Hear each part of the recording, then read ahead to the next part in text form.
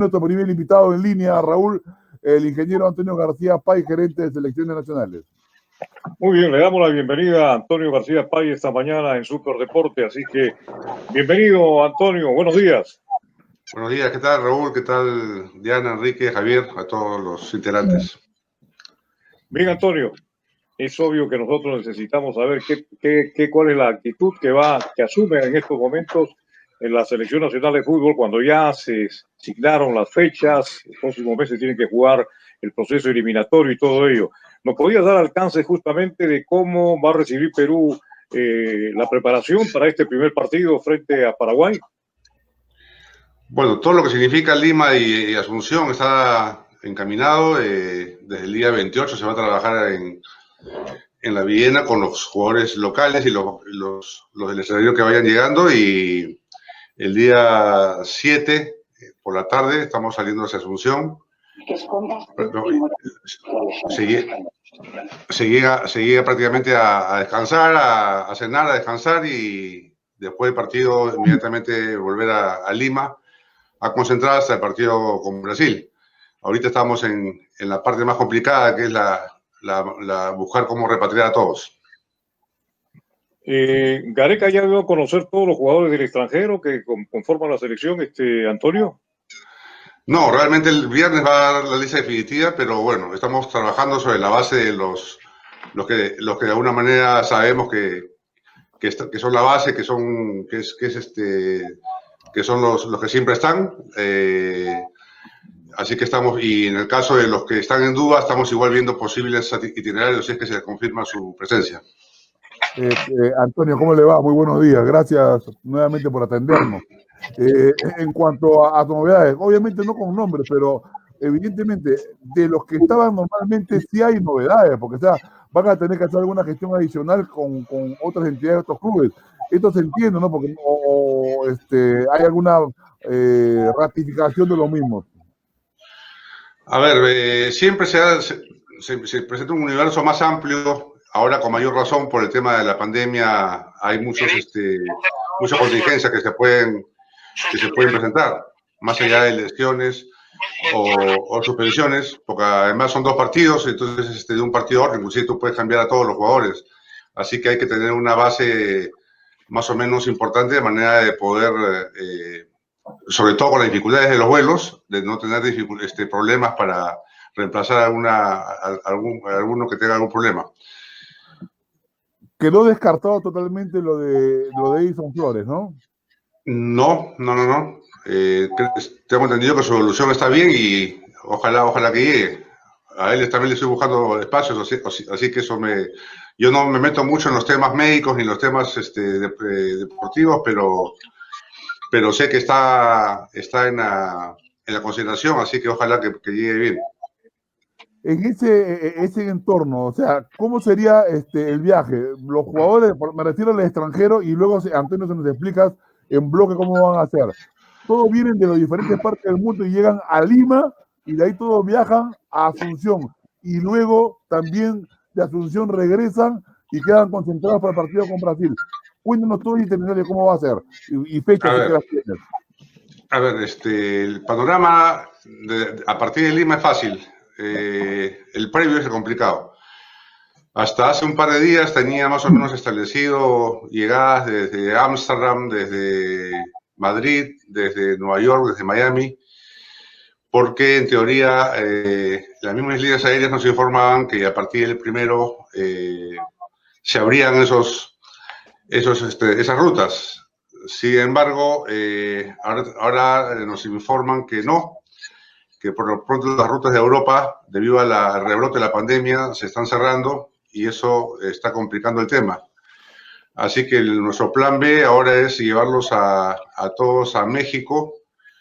México es un punto que tiene bastantes rutas a todo el mundo, así que es el lugar más, además que tenemos jugadores ahí, llevar a los Estados Unidos y a Europa ahí es más fácil, y cruzar los dedos para que la ruta México-Lima sí se abra, porque aparentemente esa es una de las primeras que se van a abrir y puedan venir a medida que se van liberando, porque si no es así, si no se abre, habría que poner un charter para traerlos de México, pero La parte mala del charter, más allá de los costos, es que teníamos que esperar a que llegue el último.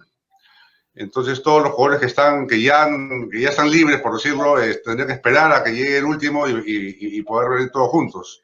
En este caso, por ejemplo, Tapia fue en Pamplona el día domingo y luego para regresar a Madrid no es tan fácil, aparentemente los vuelos, porque el vuelo que saldría a México sale a medianoche y si él juega a las 7 de la noche ya no llegaría definitivamente ese vuelo de Madrid Así que estamos viendo, primero cruzando los dedos para que los vuelos de México a Lima sí se abran, y de manera que los jugadores puedan ir viniendo de a pocos a medida que se vayan liberando. Si no es así, la única medida que nos queda es ponerles un charter y esperar a que todos estén juntos y traerlos, ¿no? Y Argentina ya es Argentina y Brasil ya es otra historia. Correcto. ¿Y dónde van a concentrar en Paraguay y en Lima lo van a hacer definitivamente en la Videna o en otro lugar? No, en Lima vamos a un hotel de Miraflores, ya está, inclusive va a estar cerrado exclusivamente para la selección, va a ser la burbuja. En Paraguay vamos al Bourbon, al hotel de Comebol, y básicamente eso, ¿no? Como digo, luego del partido, la idea es, hay que volver al hotel por tema de protocolo, para el tema del aseo, a cenar, y apenas el avión esté listo, subirse para regresar a Lima y concentrarse al partido con Brasil. Esta opción, Antonio, buenos días, del plan B, que yo particularmente veo que puede convertirse ya en el plan A, porque el plan A lo veo bien complicado que los gobiernos todavía aperturen, digamos, de manera abierta la posibilidad de los vuelos, pero implica también seguramente que están haciendo coordinaciones entre los países, a nivel gobierno por un lado, y a nivel de gerencia de los países en lo deportivo de la selección nacional, de sus selecciones nacionales, para de repente hacer vuelos en conjunto, ¿no? Porque la decisión individual se hace mucho más compleja en esta coyuntura, me imagino. Hemos evaluado eso, hemos conversado con diferentes, pero las necesidades son diferentes, los lugares son diferentes. Me llamó, por ejemplo, el gerente de Colombia para ver si nos íbamos a Cartagena, y de Cartagena venía a Lima, y después de regreso a hacer algo parecido y a México, pero ahí se aumenta más el problema, porque ahí ya tenemos que esperar a que los dos equipos estén completos. Y posiblemente llegan ya prácticamente sobre la hora para salir a Asunción y no tenemos tiempo para entrenar. Entonces yo no soy tan pesimista con el tema del plan A, porque sé que de las primeras rutas que se van a abrir en los primeros días de octubre está México y Chile, me parece, zonas del Pacífico. Entonces, obviamente no va a poder traerlos de Europa directamente, pero sí de México. Entonces, al llevarlos a México, ahí ya los voy subiendo los primeros aviones que vayan viniendo a Lima. Eso es lo que tengo esperanza que eso suceda. Si México, la ruta de México no se abre, ahí sí es el problema del charter. Pero yo tengo todavía esperanza de que por lo menos esa ruta sí se abra. Entonces los llevamos a todos a México y de ahí los vamos trayendo de a pocos a Lima, ¿no? Claro, de acuerdo. Antonio, ahora, finalmente, ¿cuál es el día que tiene asignado Perú para llegar a Asunción? Y la hora exacta. El 7 estamos llegando cerca de las 10 de la noche, hora paraguaya, 8 de la noche, hora peruana. Ahora, en el tema, perdón, quiero terminar con la pregunta. En el tema de salubridad y de seguridad, que los jugadores peruanos estén protegidos en forma como se requiere hacerlo, para que no tengan algún problema de contaminación de repente. Está llevando, por ejemplo, nutricionista, el cocinero, en fin, esos detalles que anteriormente, no es novedad, porque anteriormente se ha hecho también con selecciones. ¿Lo hará esta vez también el Perú, Antonio? Sí, nosotros siempre viajamos con 2 médicos y una nutricionista. Ahora hay algunos protocolos, ya no se puede hacer el buffet, ahora hay que servir a la mesa, los platos, o sea que todo eso. Además, el Hotel Bourbon está bastante acostumbrado, es un hotel prácticamente de fútbol, de equipos, claro. y tienen mucha experiencia. Han recibido ahora a los equipos de Copa Libertadores que están en Paraguay, creo que han estado con Boca, con Tigres, no sé, con otro equipo, y tienen el know-how para trabajar con selecciones, así que por ahí estamos tranquilos. Ahora, ahí las pruebas ya protocolares en relación a la medición del estado de salud de los jugadores, ¿cómo van a realizarse? Es decir, entiendo que desde Lima se hacen las primeras pruebas, luego al final No, de la vuelta, realmente, ¿cómo es ese proceso? no, realmente de antes. Los jugadores para venir tienen que pasar por la prueba molecular. La mayoría de sus clubes lo hacen. Como juegan el fin de semana, entonces pasan por las pruebas moleculares y para llegar a Lima y no tener que hacer cuarentena, tienen que llegar con la prueba molecular. Así que eso por un lado. Por otro lado, en Lima también llegando, antes de la partida, a todo el grupo que va a estar concentrado en ese hotel, se le van a practicar las pruebas para llegar a Asunción todos con la prueba molecular. Y la lista definitiva, así como en la Copa Libertadores, por ejemplo, la Conmebol abrió de 40 a 50 jugadores la lista de buena fe. ¿Ahora va a seguir siendo la misma cantidad que han sido en los procesos anteriores o hay un rango mayor que se ha habilitado? Estamos esperando a FIFA, quedó entre hoy y mañana en pasarnos el protocolo específico. Tenemos el protocolo de Conmebol, que en principio nos estamos rigiendo sobre ese, pero FIFA está remitiendo a la brevedad el protocolo específico de eliminatorias, así que sobre esa base trabajaremos. Antonio, bueno, no quiero tomarlo como broma, pero la verdad, a ver, ¿usted se acuerda de la Isla de Fantasía? O llegó a saber, es que le pongo este contexto porque la verdad O la de Gilligan. he dolido, simplemente que los resultados de los clubes, no por lo de ayer, sino el contexto me hace ver que una cosa es los clubes y hay que ver totalmente a la selección peruana. ¿Qué le deja de reflexión esta actuación nuevamente de todos los equipos peruanos en Copa Libertadores, que es la misma que está sucediendo, parece película repetida de hace más o menos 20 años? Sí, es preocupante a pesar de que un poco al guerrazo se ha procurado que empiece el torneo, que los equipos estén en actividad. Los equipos de Argentina no están en actividad, sin embargo hemos visto lo que ha pasado, ¿no? No sé, yo creo que es un problema que necesitaría un debate bastante más amplio. Más allá de errores puntuales que pueden haber cometido ciertos equipos que no han trabajado pues de repente con la seriedad del caso, esperemos que a Alianza le vaya mejor hoy día, que por lo menos la actuación sea de otro nivel, con otra responsabilidad, que respete la camiseta, lo que significa esa camiseta, así que vamos el tema del fútbol peruano es un tema que ustedes lo han visto, lo han ido analizando durante años ya, no es de ahora. Y esperemos que ya deje de ser una isla la selección, porque a medida que avance el tiempo, la selección se va a nutrir de estos equipos y no podemos tampoco pedir milagros, ¿no? Igual, yo no creo que el nivel de fútbol pero no sea lo que ha ocurrido ayer. Yo creo que es lo peor, la peor preparación, la peor forma de prepararse para un partido de esa naturaleza. Y yo espero que hoy día de alguna manera veamos que la cosa, si bien no está muy bien, tampoco está tan mal como aparenta ser, ¿no? Antonio, siempre estamos en lo mismo, ¿no? Parece mentira, pero es una cuestión repetida. Hace algunos años más o menos mejoramos el nivel, clasificamos bueno, no hablo del último torneo clasificatorio al Mundial, hablo de los años anteriores cuando había realmente figuras de mucha connotación. Y ojo que la mayoría estaba en el fútbol local e hicieron una buena competencia. Y hay que recordar que dejamos apenas ¿qué digo yo? En una situación muy pequeña el no haber clasificado a ese mundial, por ejemplo, el partido definitorio que se jugó con Argentina y que empatamos, pudimos haber clasificado, en fin. Pero si tú tuvieras que hacer un concepto general del fútbol en estos momentos en el Perú, ¿cuál sería tu diagnóstico para salir adelante? Porque ya te reitero, siempre estamos en lo mismo. Nos quejamos de las derrotas y avisoramos que puede mejorar en el futuro. Pero ¿qué tenemos que hacer finalmente para resolver el problema? Porque seguiremos con lo mismo. Ahora, los jugadores que van a sacar cara por la selección peruana, la mayor parte está en el extranjero. Buen mérito de ellos que llegaron al extranjero, pero a nivel local no superamos esto. ¿Cuál es tu concepto al respecto, Antonio?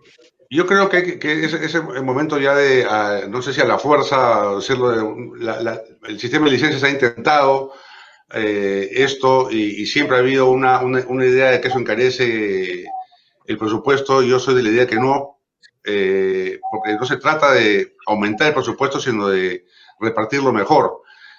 Y es básicamente lo que ustedes también han hablado siempre, el trabajo de menores.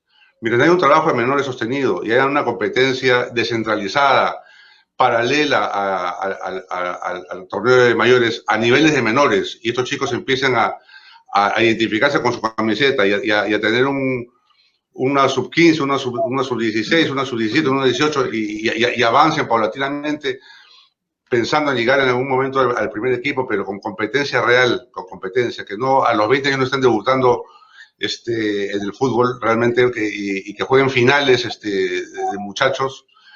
No hay otra manera. Entonces, y el problema no es económico. Siempre se quiere decir que es económico, pero lo que pasa, y yo me atrevo a hablar de la U porque es donde he trabajado.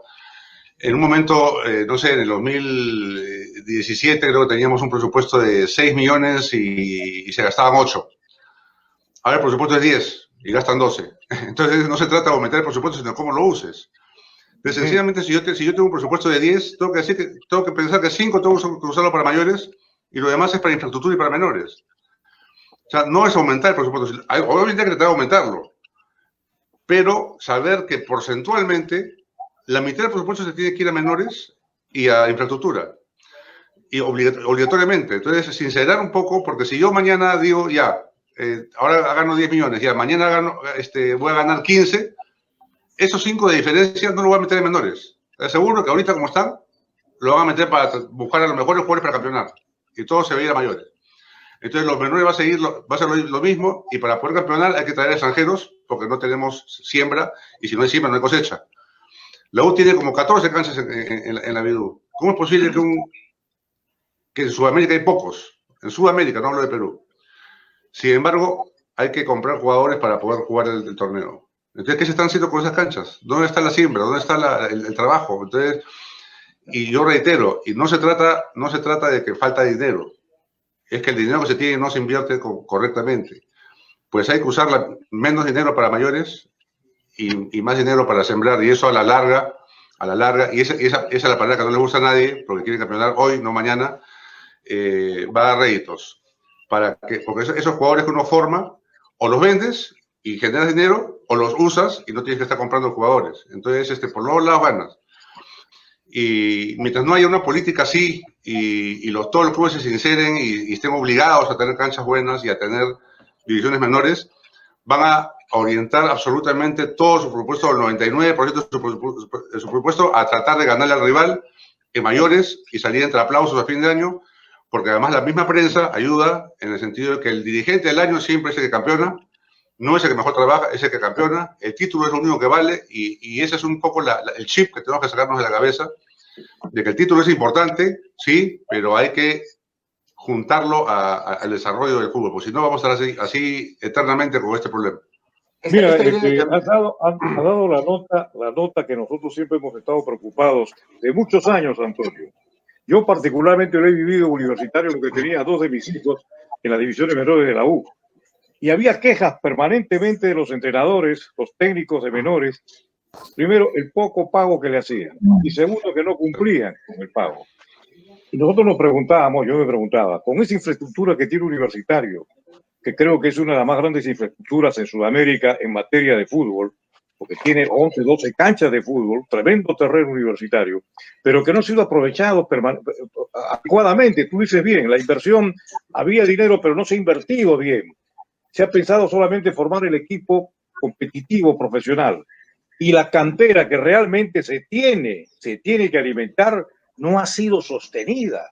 Entonces uno se pregunta, ¿por qué Universitario? Estoy poniendo el caso Universitario, por supuesto que eso va también con los otros clubes, que no han evidenciado superación en esos sentidos. Con esa infraestructura, ¿por qué Universitario no es lo que todos quisiéramos que sea? Porque hay un error. hay un error de base, ¿no? O sea, la U, por ejemplo, los clubes como la U Alianza tenían regímenes societarios en los cuales las administraciones o los presidentes, los directorios, trabajaban 3 años. Y se les jugaba solamente por títulos deportivos. Entonces, si esa gente invertía en menores, ese resultado no lo iban a ver ellos, porque es un trabajo de 5, 6, 7, 10 años. Entonces, el directorio quiere salir entre aplausos por una copa, y soy bicampeón y tricampeón, y el problema es soy bicampeón, no es produzco, tengo una institución sólida, tengo menores, no. Es soy campeón, no soy campeón, ¿cuántas copas tengo? Entonces, y al trabajar y hacer periodo de 3 años, entonces obviamente la presión de ellos, yo a veces entre broma y en serio decía, yo escuchaba a dirigentes diciendo yo no vivo del fútbol. Y yo decía con razón, ese es el problema, pues si vivieras del fútbol serías más responsable. Porque ¿verdad? Al no vivir del fútbol, no les importa quebrar con tal de campeonar. Porque ellos viven en otra empresa que está bien manejadita y lo que quieren en el fútbol es reconocimiento, y el reconocimiento se consigue con títulos. Entonces no les importa sino campeonar. Contrato a los mejores jugadores del extranjero, así tengan 30 años, y dejo a mis menores aguantados y logro los títulos, y eso es un círculo vicioso. Entonces, mientras no se empiece no sé, a la fuerza, con el tema de licencia, no sé, a decir, no sabes qué, tal porcentaje de por supuesto es obligatorio usarlo para infraestructura y para menores, no hay forma, y no se trata de conseguir más dinero, porque la U y todos los equipos cada año consiguen más dinero. Lo que pasa es que todos lo usan para lo mismo, para mayores. Entonces, tiene que ser, si yo tengo 10, tengo que usar 6 para mayores y 4 para menores, no sé, alguna fórmula así, porque si no, con ese cuento, mañana la U va a generar, por decirte, 50 millones y va a usar 49 para el primer equipo.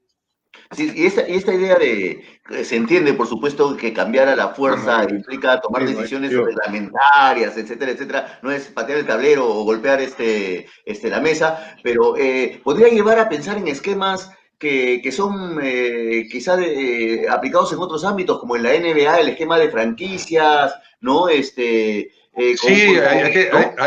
ahí chocamos contra esos sanbenitos del libre mercado, de que la libertad, pero yo creo que tiene que haber una ley del deporte profesional, que en este caso solamente es fútbol, pero que justamente vea esas cosas para que las inversiones sean correctas, para que la infraestructura sea correcta, de repente que haya algún tipo de, si a la U, Alianza o los equipos que tienen deuda se les condona la deuda o se les patea la deuda, que a los demás clubes que no tienen infraestructura les canjeen impuestos por obras, por infraestructura deportiva, no sé, hay varias cosas que hacer.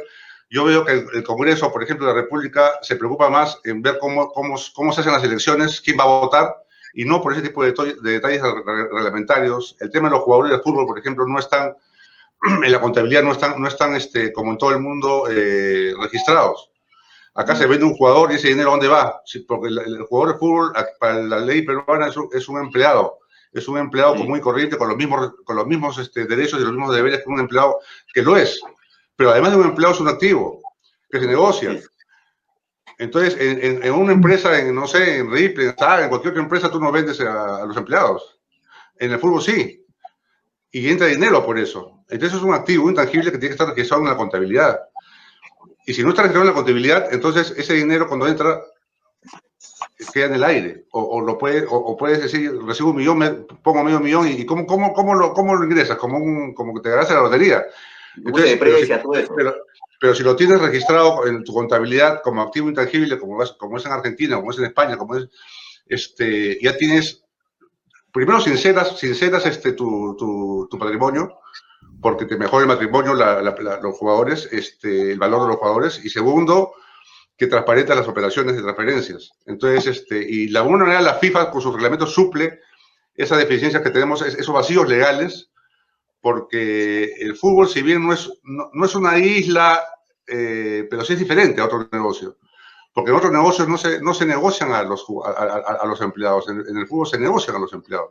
Entonces tiene que haber una legislación específica. Los españoles hablan de la especificidad del deporte profesional, que hay que reglamentar no porque sea mejor o peor, sino porque es diferente. Entonces, lo que es diferente se tiene que legislar diferente. Y hay muchas cosas ahí que resolver y nos estamos quedando, creo, con relación a otros países. Volviendo al tema selección, perdón, este hecho de la posibilidad de que se concentren todos como punto de partida para la llegada de Lima en México, implica seguramente que pueden haber novedades como la que ya se ha venido hablando de tenerlo a Ormeño, que ha venido destacando recientemente en México. No, pues el hecho de estar en México no quiere decir que tengamos a Ormeño necesariamente. Es sencillamente porque es un punto clave como que tiene rutas a todos los países y está de alguna manera en medio camino hacia Lima. Ya el tema de la presencia o no de Ormeño de cualquier otro va a depender del profesor Gareca. Y además, y de Ormeño obviamente, porque si Ormeño puede ser muy peruano, pues también es mexicano. Y él puede tomar sus decisiones. ¿No se le ha consultado todavía o no ha confirmado todavía su preferencia, digamos? Por mi lado, no sé si con el comando técnico. No, esa es una disposición del comando técnico, es cierto, y también la aceptación del jugador, porque como dice Antonio, pues es mexicano peruano. Entonces, yo la verdad que siempre pongo yo mis bemoles en esto de forzar la actuación de un jugador que está en el extranjero, que tiene, lógicamente, que tiene ascendencia peruana, sea por el padre o la madre, y que se les trate de asegurar o conformar, ¿no? Para que actúe por la selección nacional. Un poquito forzado el tema. Yo creo que eso tiene que ser una expresión natural, un sentimiento que tiene que sumarse a un jugador. Estoy completamente de acuerdo. Hay gente que lo ve más comercialmente, que lo que quiere es resultados. Entonces ya los resultados de la selección no son producto de un trabajo de país, sino de esas circunstancias, como dice Raúl. Y la FIFA... La FIFA ya está cuidando eso, porque ya la FIFA, más allá de el posible cambio de nacionalidad, te exige demostrar arraigo. Y demostrar arraigo implica más que el hecho de tener un pasaporte. Si uno no demuestra arraigo, ¿desde cuándo tienes? Por eso, ese San Benito de la Padula me causa gracia porque es un claro ejemplo de lo que para mí no se debe hacer, ¿no? Es un gran jugador, todo lo que quieras, pero es italiano y no tiene ningún arraigo, tiene 30 años y no ha sacado DNI nunca, pudiendo haberlo hecho sin arriesgar su nacionalidad italiana. Entonces, la FIFA observa eso, no son tontos. Hay gente que cree que hay que convencerlo o ofrecerle dinero. Eso no está bien. Para mí no está bien, pero bueno, eso no es parte del espíritu deportivo que hay que tratar se ha ido perdiendo con el tiempo, pero hay que tratar de guardar algunos valores lo más que se pueda, ¿no? Totalmente de acuerdo, Antonio, con lo que tú acabas de expresar. Esas forzadas intenciones de querer a todo lugar comprometer a un jugador que no tiene ese sentimiento, no le nace, pues. Tú has mencionado el caso de La Padula, por ejemplo, para mí promocionando exageradamente. Lo hicieron una figura. Jugadores que no tienen sangre peruana, que sí tienen más arraigo. Porque a veces me sacan en cara, ¿y cómo ha hecho Ibáñez? Pero tienen hasta familia peruana. O sea, hay gente que ya se ha radicado y ha elegido ser peruano y quedarse en el Perú, y como Yuliño, no sé, son jóvenes que si bien no tienen ascendencia peruana, se han hecho peruanos y a veces tienen más mérito que uno nacido, porque uno no elige a dónde nace. Mientras que, de alguna manera, elegir tu nacionalidad y demostrarla radicando. O sea, por eso que la FIFA aumentó de 2 a 5 años la exigencia para nacionalizarse, porque habían jugadores en África, sobre todo, que se iban de Brasil y estaban 2 años y jugaban en selecciones. Entonces la FIFA, para asegurar arraigo, ha subido a 5 años, y por eso que fue el castigo al muchacho de Bolivia, que era boliviano, y con documento boliviano y legalmente boliviano, pero no tenía 5 años en Bolivia, y la FIFA dijo no. Tu arraigo es a partir de los 5 años, deportivamente hablando, ¿no? Entonces, la FIFA cuida eso que está diciendo Raúl, ¿no? Totalmente de acuerdo. A ver, Enrique, creo que querías hacer una pregunta más. No, simplemente era redondear un poco el tema de La Padula. No, es una mala experiencia en todo caso lo que pasó con La Padula. Simplemente era eso, ¿no? Reconocer al final que no fue lo más adecuado el camino que se optó por La Padula. No estoy de acuerdo porque me parece lo lógico que sea un jugador con madre peruana, Y si estaban en Europa hablando con jugadores, ir a conversar con él y saber qué siente, qué tanto es su arraigo, y ahí descubrimos que no había el arraigo que tenía, por ejemplo, el Chaval o el Chico Riner. Entonces, el intento hay que hacerlo, pero después forzarlo e insistir es lo que no me parece bien. O sea, si él te dice claramente, no habla ni castellano, o sea, y yo soy italiano, yo quiero, bueno, ya está bien, perfecto, felicitaciones y suerte, pero hasta ahí nomás. Pero insistir, y insinuar inclusive que hay que convencerlo comercialmente, me parece jalar los pelos y es engañarnos a nosotros, ¿no? O sea, hay que trabajar con nosotros. No le quiero dar tanta totalmente de acuerdo contigo, Antonio, en ese sentido. No se puede forzar a nadie. Una cosa es que tener la oportunidad de hacerlo porque hay una sentencia por parte de su padre. Le preguntas si te das cuenta si tiene arraigo o no, ya está. Si le interesa claro, o no. Lógico. Concepto, si tienes ¿no? interés, pones todo el interés pues, de tu parte. Y eso no se nota pues en alguno. El caso de este jugador que fue tan promocionado, creo que nunca antes fue promocionado un jugador como él y que no se dio lugar porque nunca tuvo intención.